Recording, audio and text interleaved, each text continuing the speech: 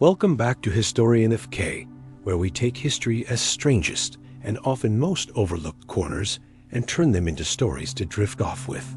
Tonight, we're going to wander into a topic that feels both familiar and unsettling: what mental health was like in medieval times. Before we dive in, I'd love to know where you're rewatching from and what time it is for you right now. One of the joys of doing this is seeing people from every corner of the world all gathered around the same strange stories. Even if some of you are listening in daylight, while others are half asleep with the lights already dimmed. Wherever you are, get comfortable, take a deep breath, maybe let the background hum of your fan or the faint buzz of the night help set the scene, and let's step back several centuries. Today, when we talk about mental health, we think about depression, anxiety, bipolar disorder, trauma, maybe even the pressures of modern life that grind people down. But for people in the Middle Ages, the language, the framework, and the understanding were completely different. They did not talk about serotonin or therapy. They did not have psychologists or antidepressants. Instead, they lived in a world where every part of the body and mind was thought to be governed by the four humors: blood, phlegm, yellow bile, and black bile. Balance was health. Imbalance was sickness. And when someone behaved strangely, when they became melancholy, restless, violent, or lost in visions that no one else could see, the explanation often lay not in neurology or stress, but in the invisible tug of those humors, or sometimes the invisible hands of spirits and demons. Melancholia was one of the most commonly described conditions. Writers of the time noted people who could not sleep, who felt overwhelmed with sadness, or who wandered in endless thoughts. Today, we might recognize signs of depression, anxiety, or even psychosis. But in the medieval mind, it was the fault of black bile, seeping too heavily through the body. Treatments were often as harsh as the diagnosis was vague. A doctor might bleed the patient, hoping to let the excess humor drain away. He might recommend a purge, forcing the body to vomit or clear itself, believing that the imbalance would be corrected. Herbs were common, baths were sometimes prescribed, and even music or prayer could be considered a kind of treatment.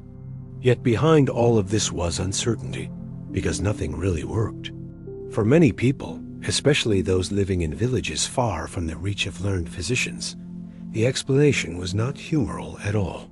Strange behaviors were sometimes blamed on witchcraft, demonic possession, or divine punishment. A person who shouted to unseen voices or walked the streets at night might be feared as cursed. Families sometimes locked their relatives away out of shame or fear. The church held enormous sway, and priests were often the first called when someone's mind appeared troubled. Exorcisms, confessions, or pilgrimages to holy sites were offered instead of therapy.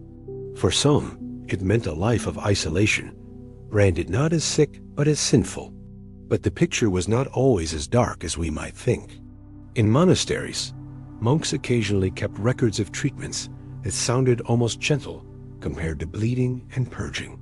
They recommended rest in gardens, listening to psalms, or using calming herbs like chamomile, lavender, or rosemary. It shows that even then, there was an awareness that a troubled mind might benefit from peace and care, not just punishment. Yet these ideas were often drowned out by harsher practices, especially once institutions began to confine the mentally ill. Bethlem Royal Hospital in London, later infamous as Bedlam, began in the 13th century. At first, it was a general hospital, but over time, it became one of the first places in Europe specifically associated with mental illness. Conditions inside were grim. Patients were chained, confined to filthy rooms, and often displayed to the public for entertainment. Instead of compassion, curiosity and cruelty dominated. The very word Bedlam would eventually become synonymous with chaos, a reminder of how misunderstood mental health truly was in that era. There were also episodes of mass hysteria that baffled contemporaries. The dancing manias of the 14th and 15th centuries saw groups of people convulsing, leaping and dancing uncontrollably for days, sometimes until they collapsed from exhaustion. Villagers thought they were cursed, or that they were possessed by Saint Vitus. Priests led processions. Musicians played to calm the frenzy, but often the spectacle only grew worse. Looking back, historians suggest these outbreaks were psychological responses to stress, famine, or plague, communal expressions of trauma when no other outlet existed. In daily life, someone with what we would now call a mental illness faced a spectrum of experiences. They might be cared for at home, given simple remedies, and quietly tolerated if their behavior was mild. Or they might be cast out, mocked, or even accused of witchcraft if their actions threatened the community's fragile sense of order. Without the language of psychology, people explained what they saw with the tools they had: humors, demons, curses, divine punishment. To live with a troubled mind in the Middle Ages meant walking a dangerous line between pity and persecution. And yet, in a strange way, their struggles remind us of something universal. Even without modern science, medieval people recognized that the mind could suffer, that sadness could become overwhelming, that thoughts could unravel. They wrote poems about melancholy, told stories of madness, and even painted images of people burdened by invisible forces. They may have misdiagnosed and mistreated, but they noticed. And noticing is the first step in any kind of care.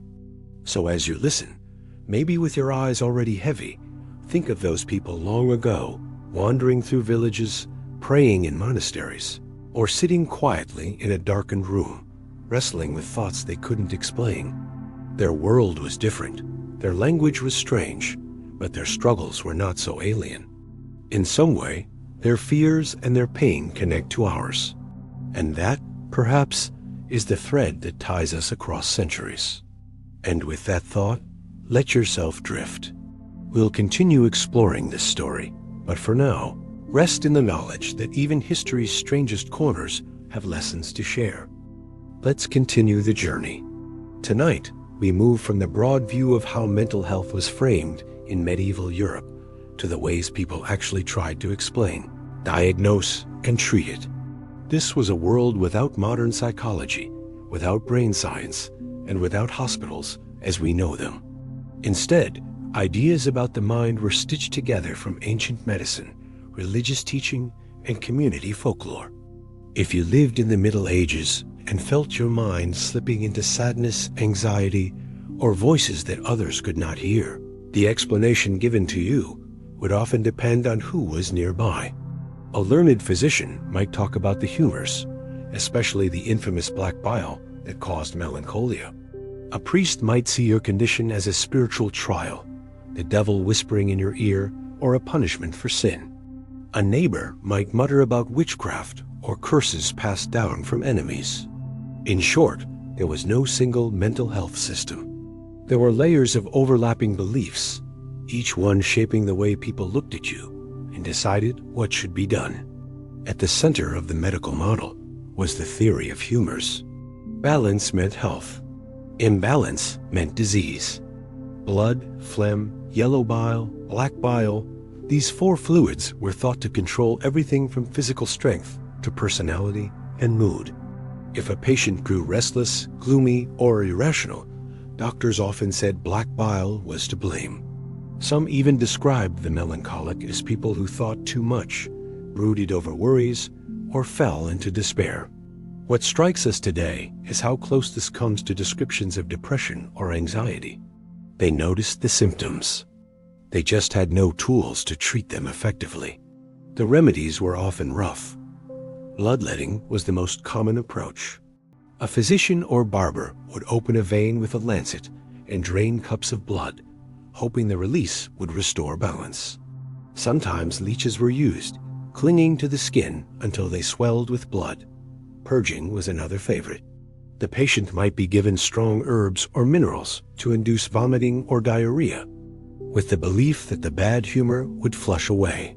Baths were prescribed too, especially warm baths scented with herbs, to soothe and relax the troubled mind. And for those who could afford it, There were more exotic treatments powders made from pearls, concoctions of precious metals, or even elixirs laced with opium. For the poor, care looked very different. A village healer might recommend simple herbal teas, charms, or blessings.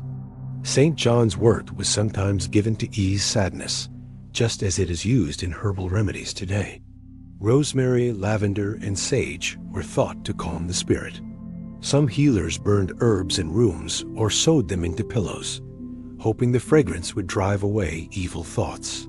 At times, the line between medical cure and magical charm was thin, because people did not separate the natural from the supernatural the way we do now. Religion played a role in almost every case. The church taught that the soul and body were bound together, and illness of the mind could not be separated from illness of the spirit. A priest might hear confessions, give penance, or prescribe a pilgrimage to a holy shrine. Relics of saints were believed to hold power, and touching them could bring healing. Some mentally ill people were taken to monasteries, or monks prayed over them, hoping divine mercy would restore their peace. But darker interpretations also existed. If someone's behavior frightened the community, if they shouted obscenities, collapsed in fits, or acted violently, it was easy for neighbors to believe demons were at work. Exorcisms were performed, some gentle and some harsh. Holy water was sprinkled, prayers were shouted, crosses were pressed against the skin. If nothing worked, people might be chained, confined, or left to wander as outcasts. The line between sickness and sin was blurry, and those caught on the wrong side often suffered most. Stories of the stone of madness show just how desperate people could become. Some believed madness was caused by a literal stone lodged in the head, and quacks performed sham surgeries, pretending to cut into the skull and remove the object. In reality, it was little more than a trick, but it reflected the belief that madness was a physical blockage that could be pulled out like a thorn. Even more invasive was trepanning, the ancient practice of drilling or scraping a hole in the skull. In some parts of Europe, this was still attempted in the Middle Ages, said to release evil spirits or excess pressure. Whether the patient survived depended more on luck than skill. Despite the grim treatments, there were also surprising notes of compassion. Medieval literature and poetry often described the melancholic figures not as wicked but as pitiable. Writers spoke of people weighed down by invisible burdens, their minds clouded by sadness. Some physicians wrote that gentle company, music, and fresh air could ease melancholy, hinting at something close to therapy. And in rare cases, wealthy families sheltered troubled relatives, keeping them away from public shame. Yet for most ordinary people, the reality was harsh.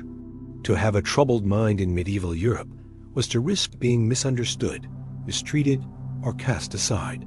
Communities depended on stability, and anyone who disrupted it could quickly become feared. A woman who spoke in strange voices might be accused of witchcraft. A man who wandered the streets muttering might be mocked as a fool.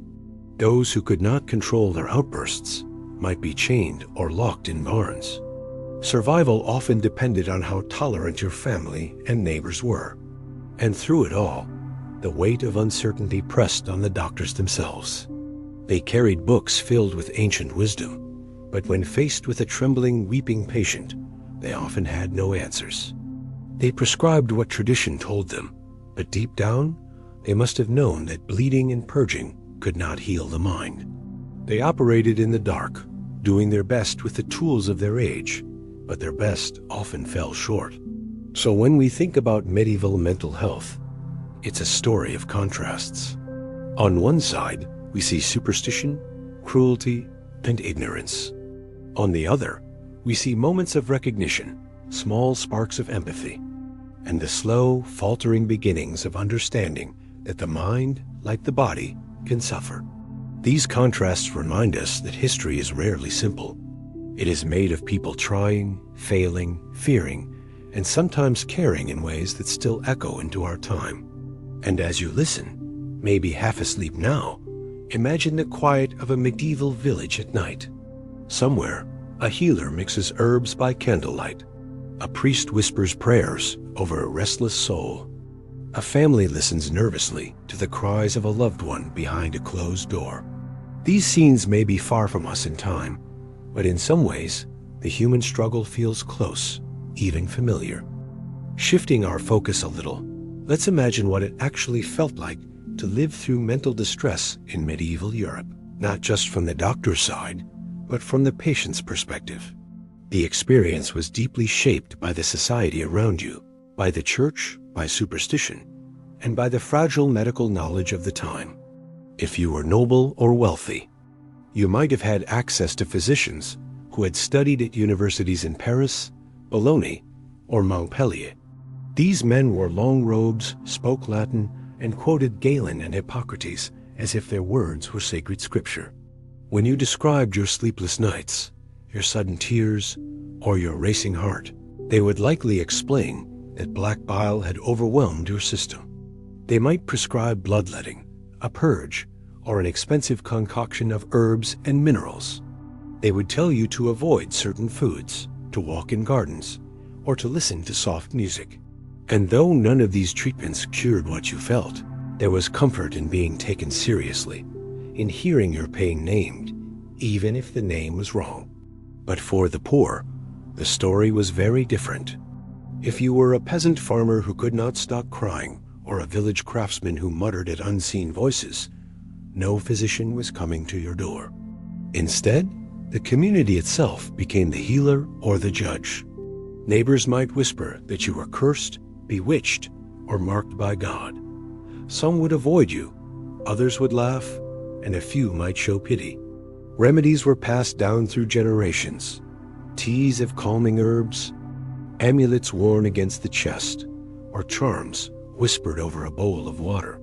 Sometimes the simplest advice was given: pray harder, confess more often, or fast until your sins were forgiven. And if the community grew afraid of you, the outcome could be harsh. Families sometimes locked their troubled members in barns, tethered them with ropes, or hid them from view. Fear was powerful, and the line between patient and criminal was thin. Those who were too disruptive risked accusations of witchcraft or demonic possession. A man who shouted in the marketplace might be dragged before a priest, not a doctor. A woman who collapsed into fits could be suspected of harboring an unclean spirit. And when exorcisms were performed, the patient's cries only confirmed the suspicions of the crowd. This blending of religion and medicine created strange moments where mental health was treated with both brutality and kindness. A priest might pray for hours at your bedside, sprinkling holy water and reciting psalms. To the family, this looked like mercy. But if you failed to improve, suspicion deepened, and what began as compassion could quickly turn into fear.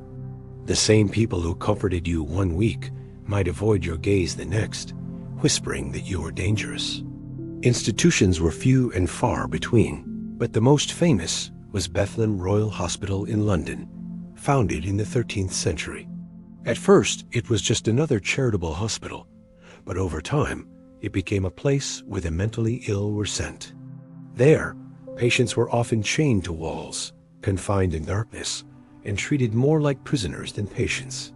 Records suggest that some were displayed to curious visitors who paid to watch them, as if they were animals in a menagerie. For those locked inside, there was little hope of release. Bedlam became a word that meant madness itself, proof of how terrifying society found mental illness.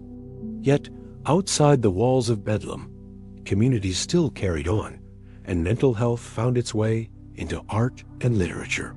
Medieval poems described melancholy as a weight pressing on the soul, while paintings showed fools and madmen wandering the streets.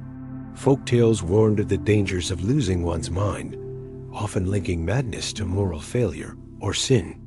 And yet, there was also a recognition that sadness, grief, and despair were part of the human condition. In monasteries, monks wrote about acedia, a kind of spiritual depression that struck the faithful when prayers felt empty and the soul grew weary. Rather than call it madness, They called it temptation, a shadow that could fall on anyone. The most haunting accounts come from descriptions of mass hysteria. In Strasbourg in 1518, dozens of people began dancing uncontrollably, unable to stop. Some collapsed, others died from exhaustion, but the dancing went on for days. Villagers thought they were cursed or possessed by Saint Vitus. Musicians were brought in, hoping to play the dancers into calm, but the music only fed the frenzy. Today, historians think it was a collective stress response, born of famine, plague, and fear. But for those who lived it, it was another reminder that the mind could break free of reason, dragging whole communities into chaos. So, what did it mean to have mental illness in the Middle Ages? It meant being vulnerable in ways hard for us to imagine. You could be pitied or punished, cared for or chained, prayed over or mocked. It all depended on where you lived, who your family was, and how your neighbors interpreted your behavior. There was no safety net, no quiet clinics, no therapy sessions. There was only the village, the church, the physician if you were lucky, and the unpredictable tide of superstition. And yet, beneath the confusion, there is a thread of humanity. Even in their limited understanding, medieval people recognized that the mind could suffer. They saw sadness, anxiety, and delusion not as inventions, but as real afflictions. They named them, they tried to treat them, and they built stories to explain them. Their methods often failed, and sometimes they caused more harm than good, but the effort itself tells us something important. They were not indifferent. They noticed, they cared in their own flawed ways. So as you drift deeper into this story, imagine yourself lying in a medieval cottage at night. Outside, the village is quiet, torches flicker in the distance, and the air is heavy with the smell of wood smoke. In the corner, herbs hang from the rafters, and a small cross is nailed to the wall. Your family whispers, unsure if you are cursed, sick, or simply tired. In their uncertainty lies both danger and hope, and that, perhaps, is the essence of mental health in medieval times: fear mixed with compassion, ignorance mingled with the first glimmers of recognition. Now let's turn our attention to how medieval people tried to make sense of troubled minds, because one of the strangest aspects of this period is the way they diagnosed what they thought was happening inside someone's head. If you imagine a physician in the Middle Ages, you might picture a man with long robes and a serious face, carrying a leather bag filled with knives and herbs. But what he carried most often was not a scalpel or a book, it was a flask. And in that flask was urine. Uroscopy, the inspection of urine, was considered one of the most reliable ways to understand the body, and by extension the mind. A physician would hold the flask up to the light, swirl it gently, and observe the color, the clarity, the sediment that settled at the bottom. They had entire charts describing what each shade meant: golden yellow for health, pale for weakness, blackish for disease. If the liquid was cloudy or smelled unusual, they would connect it to imbalances of humors, which could include not just physical ailments, but mental ones. A melancholic patient, for instance, might be diagnosed because their urine appeared darker, believed to reveal the excess of black bile weighing down both body and spirit. To us, it seems absurd, but to them it was science, the closest thing they had to lab work. Alongside uroscopy came astrology. Physicians were often required to study the stars as part of their training, because illness was thought to move in harmony with the heavens. Before a treatment was given, many doctors consulted star charts to see if the timing was favorable. The alignment of Mars, Venus, and Saturn might be used to explain why someone had fallen into deep sadness or violent rages. Certain constellations were blamed for madness, while others were seen as protectors of the mind. Imagine lying in bed, restless and confused, while a doctor stood outside gazing at the night sky, deciding whether Jupiter's position in the zodiac explained your tears. It shows how deeply the medieval worldview linked human suffering with cosmic order. It shows how deeply the medieval worldview linked human suffering with cosmic order. Priests too looked for signs, but their diagnostics were rooted in theology. If a person claimed to hear voices, a priest might ask, "Do those voices urge you toward prayer or toward sin?" If they encouraged piety, they might be considered visions from God. If they whispered blasphemies, they were labeled as the devil's work. Discernment of spirits was an official task in monasteries. Discernment of spirits was an official task in monasteries. And many confessors wrote manuals on how to distinguish divine inspiration from demonic possession. For the person suffering, this could be both reassuring and terrifying, because it meant your inner world was not just your own. It was seen as the battleground between heaven and hell. Communities themselves also created diagnostic rituals. Villagers sometimes gathered to observe someone behaving strangely, looking for physical signs that confirmed their fears. Was the person avoiding holy water? Did they recoil from the sight of a crucifix? Did their fits grow worse when prayers were spoken? These tests, crude as they were, often determined whether someone was treated as sick or as possessed. The difference could mean life at home with herbal remedies or confinement in chains, while priests performed exorcisms. The blending of superstition and medicine went even further. Some believed that mental illness could be spotted in the shape of the skull or the lines of the face. Others thought dreams revealed the state of the mind, and dream books circulated with interpretations. To dream of storms might mean melancholy, and dream books circulated with interpretations. To dream of storms might mean melancholy. To dream of birds might suggest a restless spirit. Palmistry and phrenology in their earliest forms appeared in these centuries, each claiming to read the hidden truths of personality and sanity from the body itself. It is easy for us to smile at these ideas, but they reveal something very human. Medieval people were trying to make sense of what they could not see. They wanted explanations for sadness, anger, and confusion, and without neuroscience or psychology, they turned to what they trusted: the body's fluids, the heavens above, the sacred scriptures, and the visible signs of behavior. They believed that nothing happened by chance, that every trembling hand and wandering mind must have a cause. In their eyes, madness was not meaningless. It was written somewhere in the stars, in the urine flask, in the book of Psalms. It was written somewhere in the stars, in the urine flask, in the book of Psalms. And yet, these methods carried risks. Misdiagnosis was common, and once a conclusion was made, it shaped the entire course of treatment. A physician who saw too much black bile might bleed a patient nearly to death. A priest who believed the devil was at work might subject someone to grueling exorcisms. A village that decided someone was cursed might cast them out entirely. In this way, the search for understanding often deepened the suffering. Still, there were moments when the system leaned toward gentleness. Some doctors advised that melancholic patients should be surrounded by music, fresh air, and conversation. They recommended that gardens and flowing water could ease the troubled spirit. Monks who observed patients noticed that silence and prayer sometimes brought peace. And though these measures were surrounded by superstition, they hint at an early recognition that mental health is not just a disease to be cut away. They hint at an early recognition that mental health is not just a disease to be cut away, but a state that can be nurtured with care. So picture again that medieval physician, standing in the dim light of a chamber, a flask of urine in one hand and a chart of constellations in the other, while the family of a restless patient waits nervously. Outside, bells toll from a distant monastery, and neighbors whisper their own theories about curses and sins.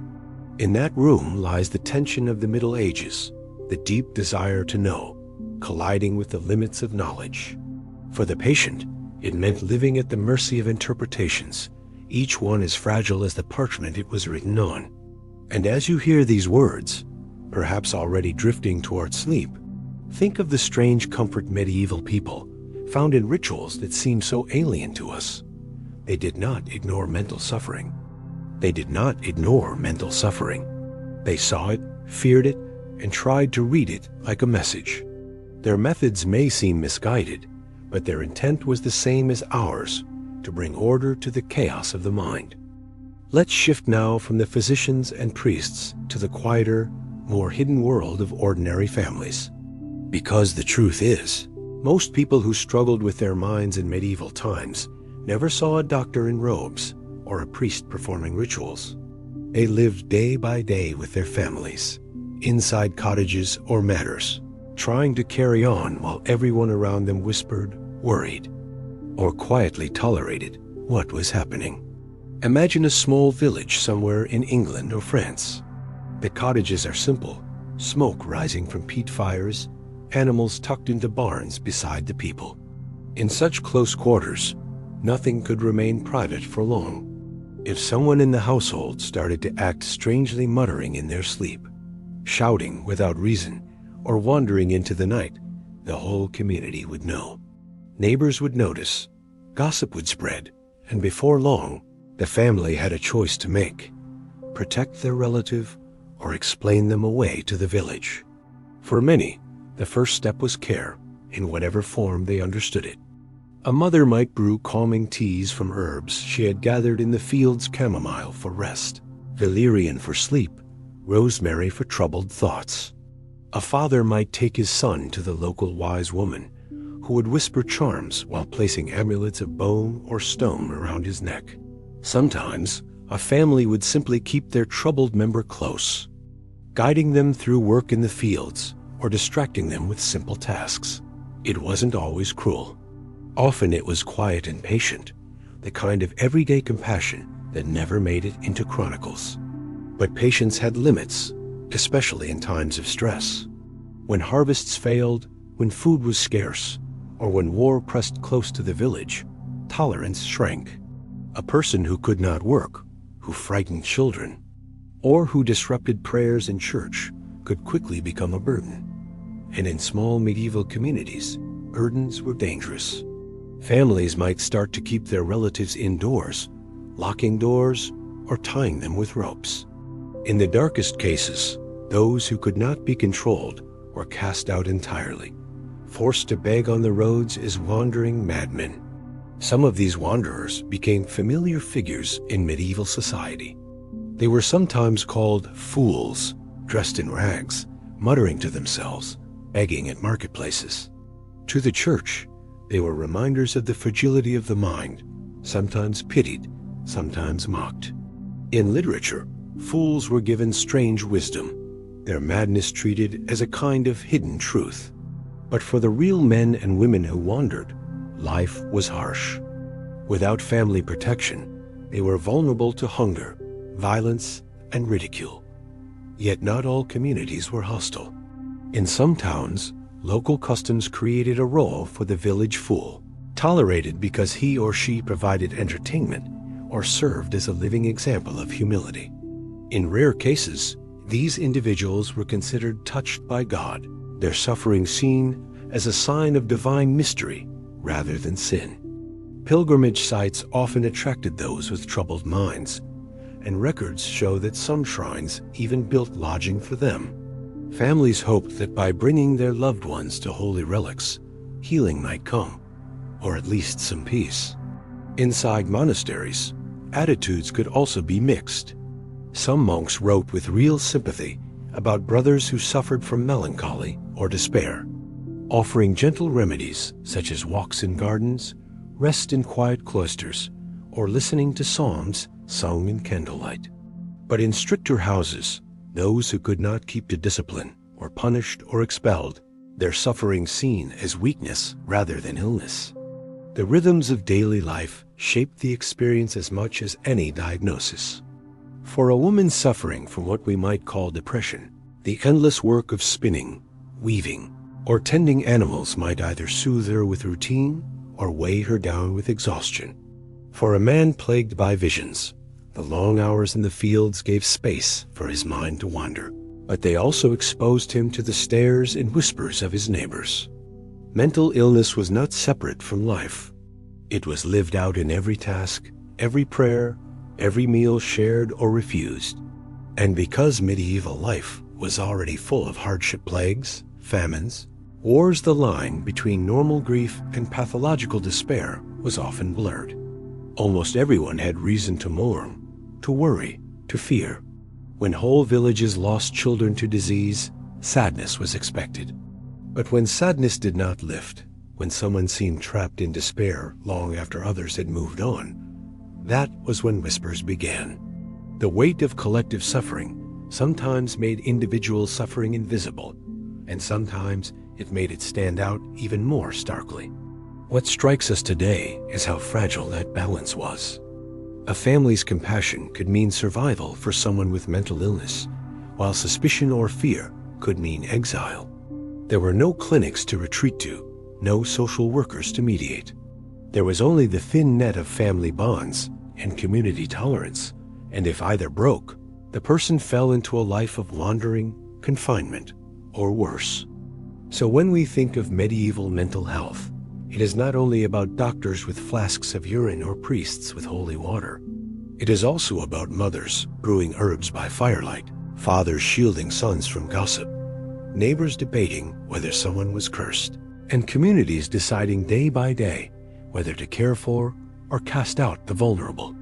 Their choices were inconsistent, shaped by fear, faith, and circumstance. But behind those choices was the same question we ask today. How do we live alongside those whose minds suffer in ways we cannot fully understand? And as you imagine these scenes, picture a medieval cottage at dusk. A family gathers for supper, bread and broth on the table, the fire flickering low. In the corner, someone sits quietly, eyes distant, lost in thoughts they cannot explain. The family glances at one another, unsure whether to treat them with comfort, with caution, or with fear. Outside, the village settles into silence. The church bell tolls, and life carries on.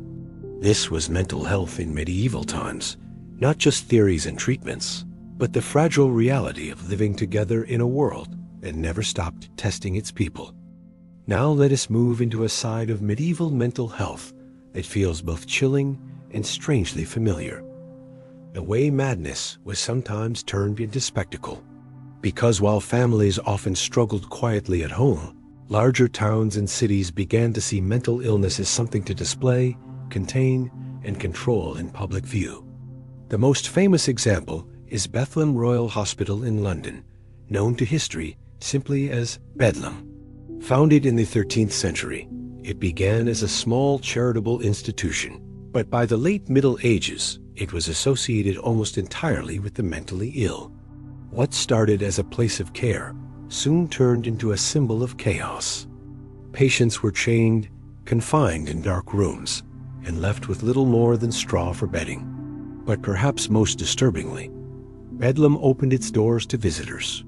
For a small fee, curious Londoners could walk the halls, gawking at the inmates as if they were animals in a zoo.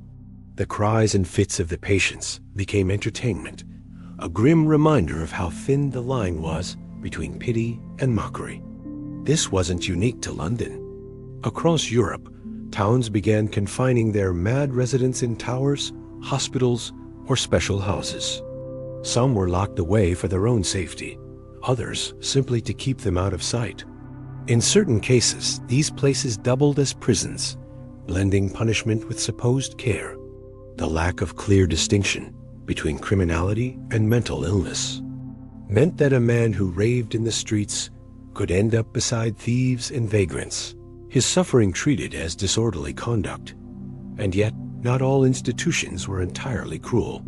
A few hospitals run by religious orders tried to offer gentler conditions, with gardens, prayer, and simple routines.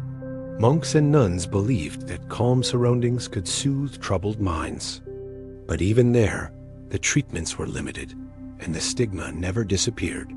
To be locked away was to lose freedom, identity, and often dignity. Outside the walls, madness also spilled into the streets in stranger forms. One of the most haunting episodes is the dancing plague of 1518 in Strasbourg. It began with one woman who started dancing in the street, unable to stop. Within days, dozens joined her, their bodies moving frantically until they collapsed. Some died of exhaustion, others broke bones or suffered strokes, but the dancing spread like wildfire. Authorities, baffled, even hired musicians to play, believing the music might burn the sickness out. Instead, it fed the frenzy. Today, historians suggest mass psychogenic illness, a collective stress response to famine, fear, and disease. But to the people of Strasbourg, it was a terrifying mystery, a sign of divine punishment or demonic possession. Other outbreaks followed similar patterns. Groups of people convulsed, screamed, or ran through towns claiming to be cursed by saints. In Germany and the Low Countries, processions to shrines of Saint Vitus became common, linking his name forever with dancing mania. Communities interpreted these events through the lenses they knew best: sin, saints, and spirits. And though the causes remain debated today, the records remind us that mental health was not always confined to individuals. Sometimes it erupted in collective crises that shook entire cities. Even outside of these epidemics, madness could become a kind of performance. Traveling shows sometimes featured natural fools or individuals with obvious mental or developmental differences, presented for amusement. Courts kept jesters who played the role of licensed fools, blurring the line between comedy and cruelty. Literature and theater leaned heavily on mad characters, from fools who spoke hidden truths to tragic figures driven by despair. Audiences laughed, pitied, and feared them, all at once. But behind the laughter was always unease. Madness frightened people because it seemed to unravel the order of the world. A community could tolerate a little eccentricity, even make space for it, but when behavior crossed the line into violence, blasphemy, or chaos, fear took over. That fear shaped policies, from the chaining of patients in hospitals to the legal right in some towns to exile the mentally ill. And still, within the cruelty, there were flickers of compassion. Some chronicles describe townspeople donating food to wandering madmen, or pilgrims leading the troubled to healing shrines. Folk tales often gave mad characters moments of strange wisdom, as if madness opened a door to hidden knowledge. Even Bedlam, for all its horrors, was founded on the idea that the afflicted deserved a place, however imperfect, rather than being left entirely to wander. What all this shows us is the contradiction at the heart of medieval mental health. On one side, we see fear, spectacle, and confinement. On the other, faint glimpses of empathy, efforts to provide care within the limits of understanding. For the people who lived through it, the experience must have been bewildering. To be mad in medieval Europe was to be at once feared, pitied, mocked, and displayed, your suffering woven into the fabric of public life. So as you listen now, picture the sounds of a medieval city at night, the creak of carts, the clatter of hooves, the murmur of taverns.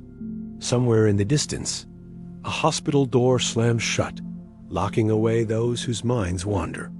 In another street, a small crowd gathers to watch a fool dance in the square, half in jest, half in fear.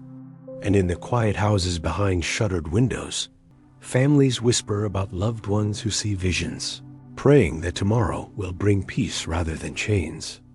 Let's take a step into the world of the medieval church, because when it came to the mind, the church wasn't just an observer. It was the interpreter, the authority, the institution that gave meaning to what people experienced. If physicians diagnosed with flasks of urine and charts of humors, priests diagnosed with scripture, ritual, and the eternal battle between God and the devil. Imagine stepping into a dim stone church, the air heavy with incense, candles flickering along the altar. A villager kneels before the priest, voice shaking, confessing not just sins but fears, dark thoughts that won't go away, visions that come unbidden, despair that clings no matter how many prayers are said. To the priest, this isn't a medical problem. It's a spiritual one. And so begins the delicate dance of pastoral care, sometimes gentle, sometimes severe. The Church believed that the mind could be influenced by forces beyond human control. Temptation, sin, demonic whispers. These were all real explanations for what today we might call anxiety, depression, or hallucinations. Manuals written for confessors even included guidance on how to distinguish between ordinary sin and something more sinister. Was the penitent plagued by intrusive thoughts? Or were they truly hearing the voice of the devil? Was their despair natural grief? Or was it acedia, the soul-sapping weariness that made monks abandon prayer and fall into sloth? Acedia was one of the most common spiritual illnesses discussed in monastic circles. Monks described it as a heavy darkness that settled over the heart, making every prayer feel empty and every ritual unbearable. It was sometimes called the noonday demon, because it often struck in the middle of the day, when heat and fatigue made life feel especially heavy. Today we might see it as a form of depression or burnout, but to the medieval monk, it was a temptation, a test of faith. Remedies included more prayer, confession, and manual labor digging in gardens, working in silence, resetting the soul through discipline. For lay people, the treatments were different. If you suffered from overwhelming despair or violent thoughts, a priest might assign fasting, pilgrimages, or acts of charity. The logic was clear. If your suffering came from sin or spiritual weakness, then strengthening the soul through penance was the cure. Pilgrimage was especially common. Families would lead troubled relatives across miles of rough roads to the shrines of saints, hoping for miraculous healing. Relics of Saint Dimthna in Flanders became particularly famous, as she was believed to protect those suffering from mental afflictions. Pilgrims would spend nights in her chapel, praying for relief, often sleeping on the cold stone floors in acts of devotion. But when suffering grew more extreme, violent fits, incoherent screaming, or destructive behavior, the Church's response could harden. Exorcism was the last resort. Priests would gather with holy water, crucifixes, and relics, chanting prayers to drive out demons. Some exorcisms were quiet rituals. Others were public spectacles, with whole communities watching as the afflicted writhed and shouted. The priest's authority was tested in those moments, his words clashing with the supposed voices of demons.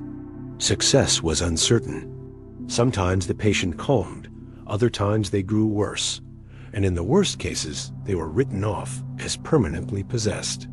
This fear of possession shaped how entire communities treated mental illness.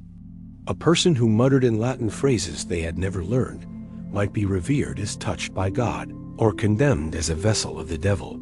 A woman who collapsed in spasms could be pitied one day and accused of witchcraft the next. The Church's interpretation mattered because it guided what the village believed and how they acted. A priest who framed the suffering as a trial of faith might inspire compassion. Another who named it demonic might spark panic and persecution. And yet, within this rigid system, there were moments of surprising tenderness. Some priests wrote letters of consolation to the melancholy, urging them not to despair, but to trust that God's love was greater than their sorrow. Monastic communities sometimes treated troubled brothers not with punishment, but with patience, offering them extra rest or gentle guidance. Even in exorcisms, behind the chanting and ritual, there was often a genuine belief that healing was possible. Still, the risks were immense, because when mental illness was equated with sin, guilt compounded suffering. A person already weighed down by despair might be told their very sadness was evidence of pride or laziness. A woman hearing voices might be warned that she had invited the devil through secret sins. Instead of comfort, faith could bring a heavier burden, turning the inner struggle into a cosmic battlefield.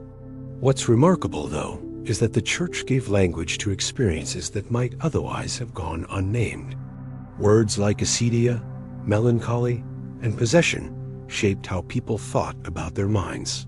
They didn't have psychiatry, but they had vocabulary, and vocabulary gave form to pain. Even if their explanations were flawed, the act of naming acknowledged the reality of suffering. So imagine, for a moment, a medieval confessional. The wood is rough, the priest leans close, the penitent whispers about dreams, doubts, and despair. The answers that come are rooted in Scripture, not science. Pray, fast, repent, travel to a shrine, seek relics, avoid temptation. These were the treatments of the soul, wrapped around the struggles of the mind. They didn't cure, but they gave structure, they gave ritual, and sometimes, perhaps, they gave a little hope.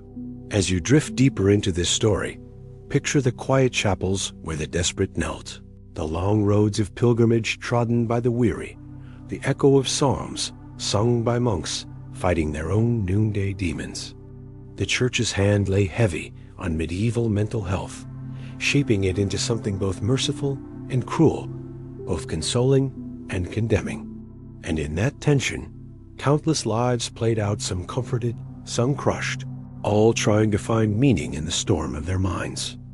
Let us turn now to one of the most disturbing intersections of mental health in the medieval world, the way it overlapped with fear of witchcraft and heresy. This was the point where strange behavior stopped being seen as illness and started being treated as a spiritual crime. And while physicians might prescribe herbs and priests might perform exorcisms, entire communities could just as easily light torches and call for trials. Imagine a small village in late medieval Germany. A woman, widowed and living alone, begins to mutter to herself while tending her goats. Perhaps she is struggling with dementia, or perhaps she is simply talking aloud out of loneliness. To neighbors, though, her strange speech is suspicious. When storms destroy the crops, someone recalls her muttering. When a child falls ill, someone else swears they saw her wandering at night. Whispers grow louder. Maybe she cursed the fields. Maybe she called on demons. In a world where explanations were scarce, coincidence quickly became proof. This is how mental illness could slide into accusations of witchcraft. Epileptic fits looked like possession. Hallucinations resembled dealings with spirits.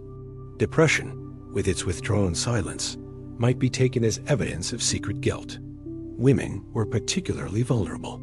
Gender expectations demanded they be quiet, obedient, and modest. A woman who defied those norms with loud speech, defiant laughter, or erratic behavior was easily labeled dangerous. The Church's stance shifted over time. In the early Middle Ages, many theologians argued that witchcraft was mostly superstition illusions planted by the devil, but not real powers. Augustine of Hippo, for instance, warned that believing in witches gave too much credit to Satan. But by the 14th and 15th centuries, anxiety about heresy and demons grew. Manuals like the Malleus Maleficarum, the infamous Hammer of Witches, published in 1487, laid out signs of witchcraft that sound strikingly similar to symptoms of mental illness: speaking incoherently, trembling uncontrollably, or being overwhelmed by despair. In effect, the boundary between psychiatric suffering and demonic pact collapsed. Let's pause on an example. In 1431, the case of Joan of Arc shook Europe. Joan heard voices, experienced visions, and believed she was guided by saints. To some, these were signs of divine favor. To others, including her English captors, they were evidence of sorcery and heresy. Her visions, what today might be interpreted as a form of auditory hallucination, became central to her trial. Joan's fate reminds us that the same experiences could be celebrated as holy in one context and condemned as madness or witchcraft in another. It was never about the symptoms themselves, but about who had power to interpret them. Across Europe, different regions had different thresholds for accusation. In Spain and Italy, inquisitors often looked for links between heresy and madness, treating unusual behavior as a sign of demonic corruption. In German towns, local courts conducted witch trials that sometimes drew on medical testimony, but more often relied on rumor. In Scandinavia, women who claimed visions could be honored as seers or punished if their predictions upset the wrong people. The interpretation varied, but the underlying fear remained the same. When the mind broke away from what was considered normal, it was safer to blame the devil than to admit ignorance. Why were women so often the targets? Part of the answer lies in medieval psychology itself. Medical theory at the time held that women were colder, wetter, and more unstable in their humors, prone to hysteria and excess. Folk belief added that widows and midwives had secret knowledge of herbs, which could easily be twisted into accusations of witchcraft.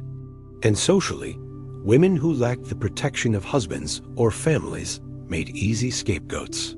In times of famine, plague, or war, communities looked for someone to blame, and those already seen as strange or fragile were the first to be sacrificed.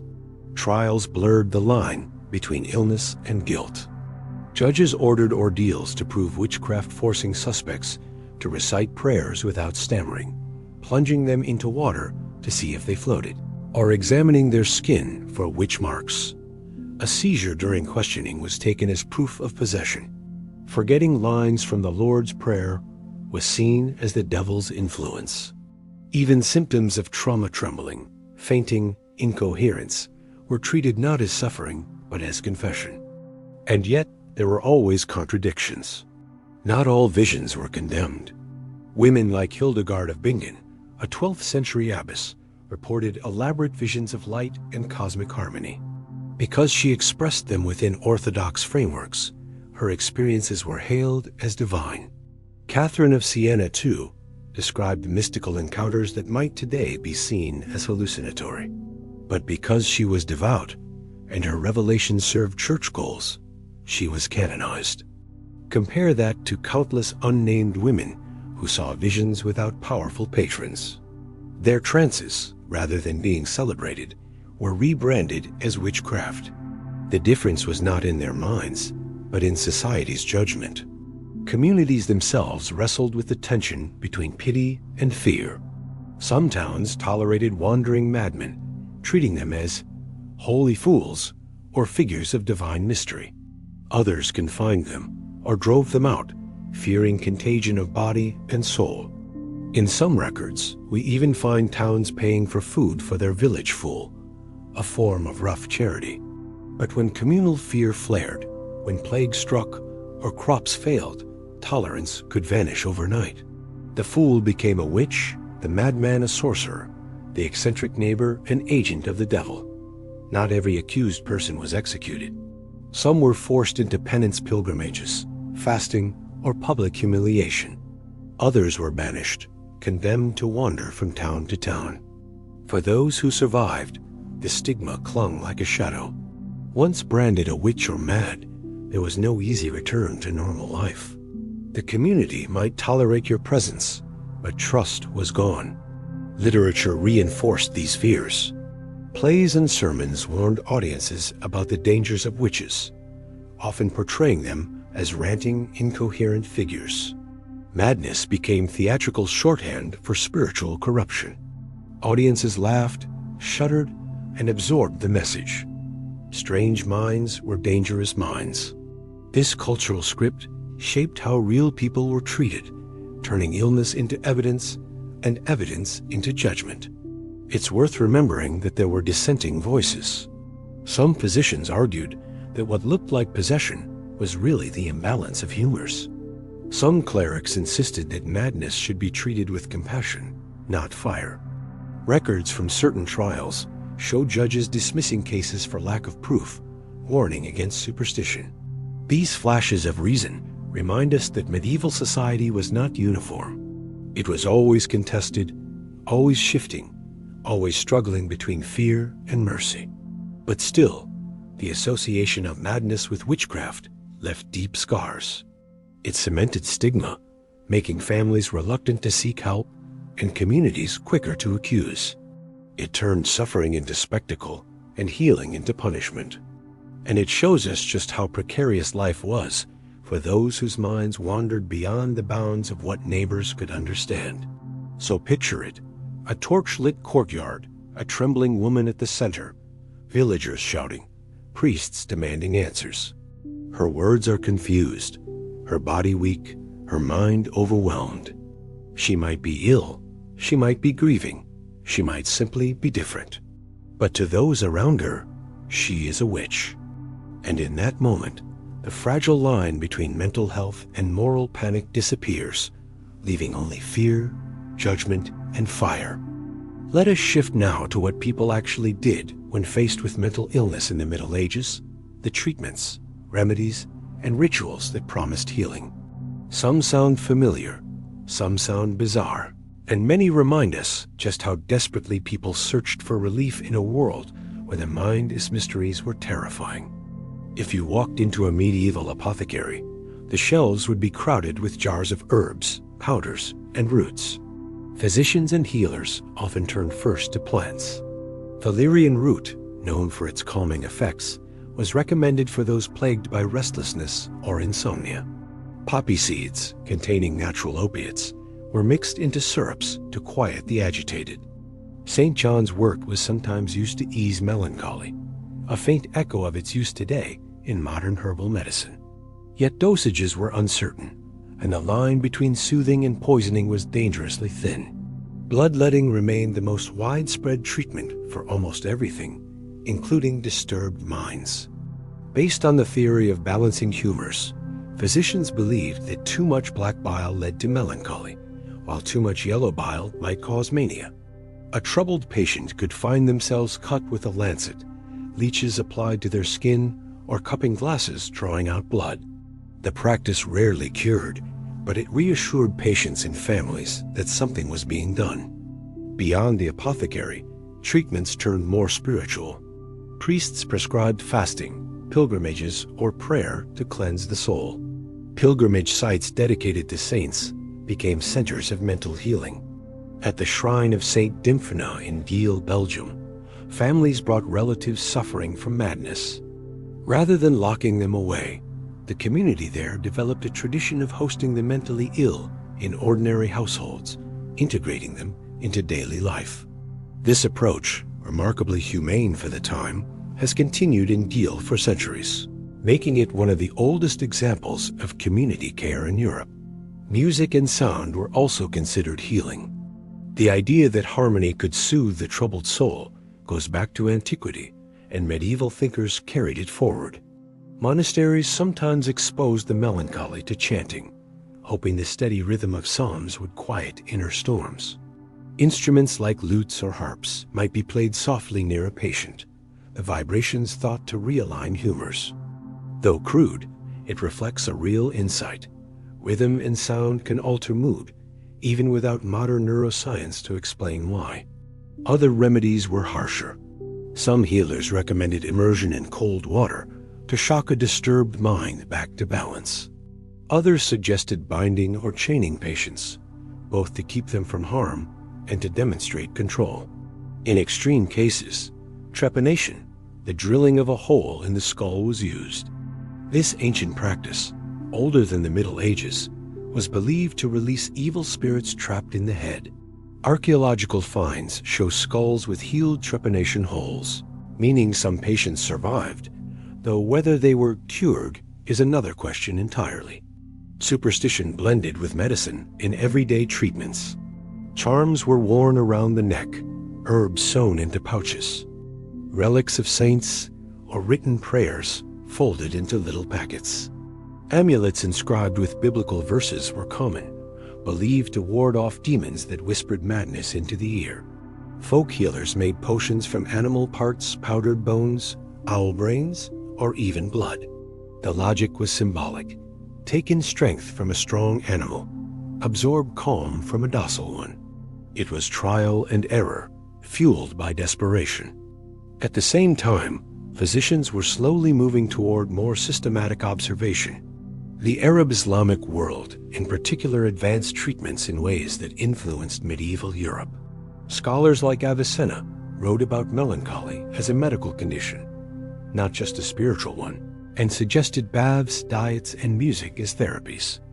In cities like Baghdad and Cordoba, hospitals included wards for the mentally ill, with gardens and water features designed for tranquility. These ideas filtered slowly into Europe, where translations of Arabic texts shaped medical curricula in universities. While most Europeans still leaned on charms and exorcisms, seeds of a more clinical approach were being planted. Treatment also depended on class. A wealthy noble suffering from melancholy might receive careful attention from physicians, herbal tonics, music, and prayers. A poor farmer showing the same symptoms might be left with only a local healer's charm, or, worse, suspicion of witchcraft. Access to treatment was as unequal as access to food, land, and law. And yet, not every treatment was cruel or useless. The emphasis on routine prayers at fixed times, manual labor in monastic life, walks to shrines offered structure. The use of herbs like valerian or poppy did provide some real calming effects. Even the community rituals, like pilgrimages or public blessings, created a sense of belonging, reminding sufferers that they were not entirely alone. It was far from modern therapy, but it was something. Still, many treatments caused more harm than healing. Repeated bloodletting weakened already fragile patients. Exorcisms terrified rather than calmed. Chains and isolation deepened despair. Trepanation left scars both physical and mental. And always, behind the treatments, lingered the fear that madness was not just illness, but evidence of sin or the devil's hand. What this reveals is the paradox of medieval mental health care. On one hand, it was rooted in compassion, the desire to help, to soothe, to bring balance. On the other, it was steeped in misunderstanding and cruelty, punishing the very people it meant to heal. For every shrine like St. Dimna's, where families found acceptance, there was a Bedlam, where chains rattled and laughter turned to screams. So as you picture these treatments, imagine the range. In one cottage, a mother grinds herbs for her daughter, whispering prayers as she stirs. In a monastery, monks sing psalms over a brother lost in despair, their voices echoing against stone walls. In a city hospital, a physician carefully applies leeches, believing balance will be restored. And in a darker corner of Europe, a healer drills into a skull, convinced that freedom lies in letting the spirits escape.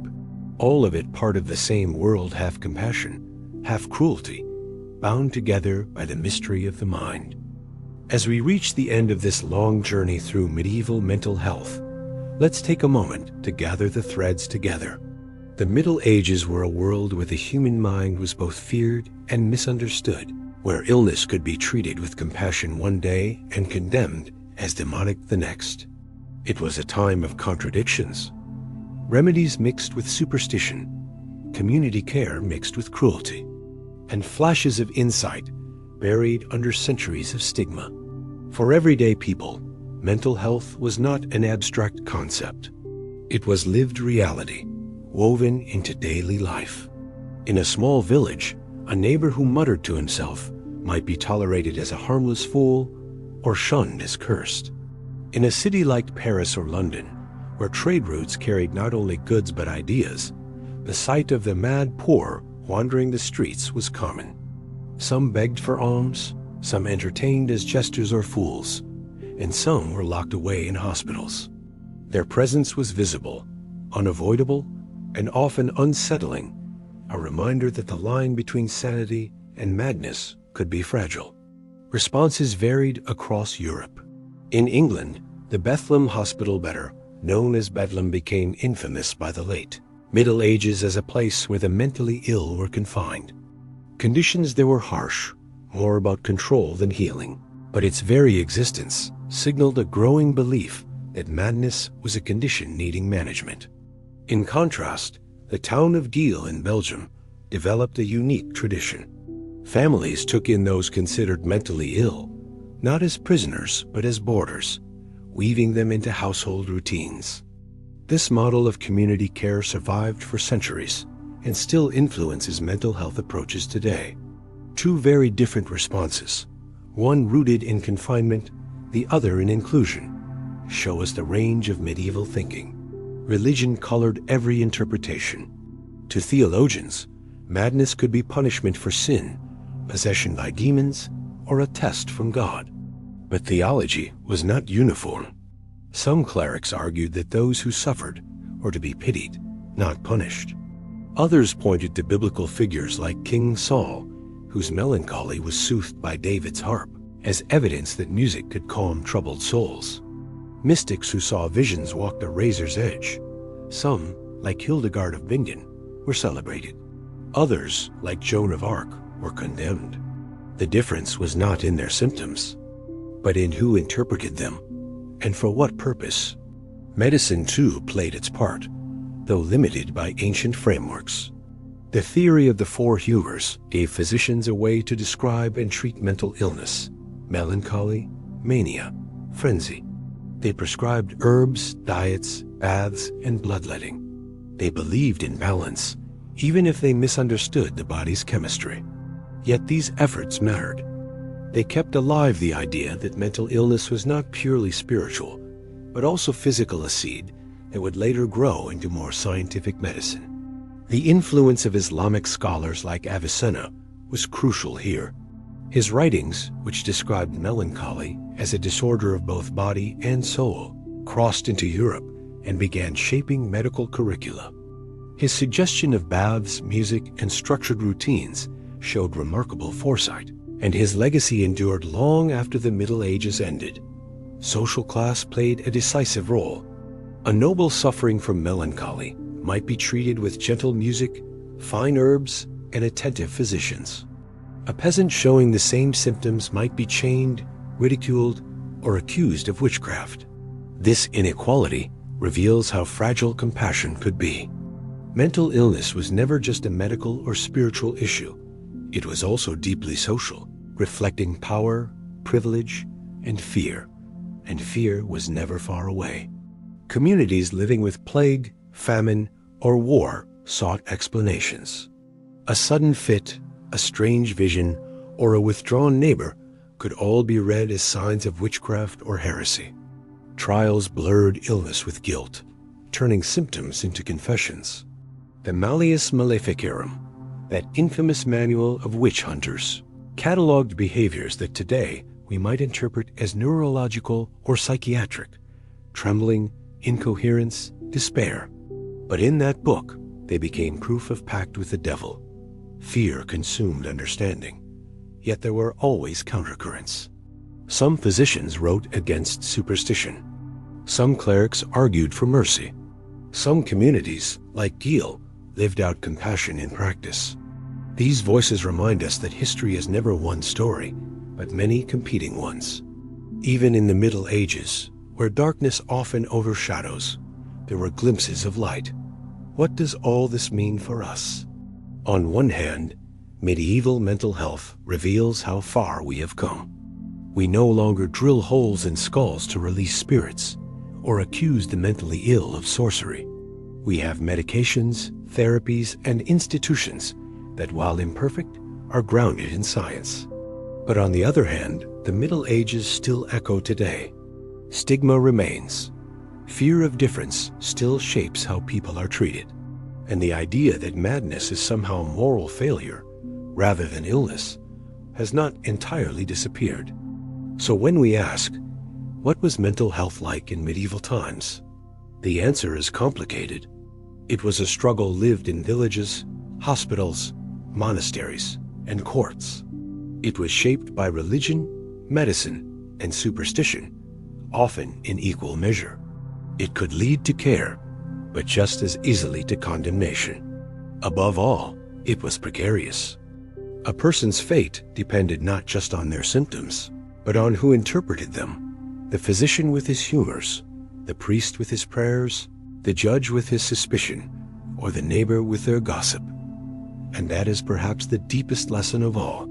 The Middle Ages remind us that mental health is never just about the individual. It is about community, culture, and interpretation. The same vision could make you a saint or a witch.